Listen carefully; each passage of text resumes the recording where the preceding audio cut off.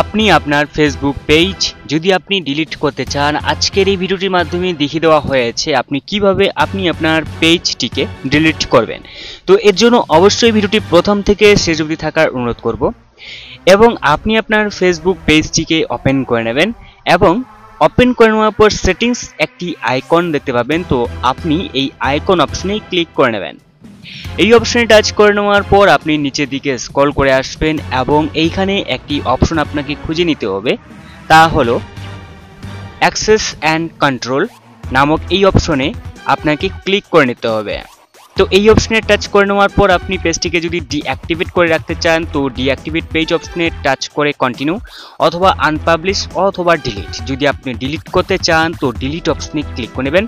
এরপর কন্টিনিউ অপশনে ক্লিক করে নেওয়ার পর পেজটিকে কি কারণে ডিলিট করতে চাইছেন তার একটি যে কোনো কারণ আপনি সিলেক্ট করবেন। এরপর আপনি কন্টিনিউ অপশনে ক্লিক করে নেবেন।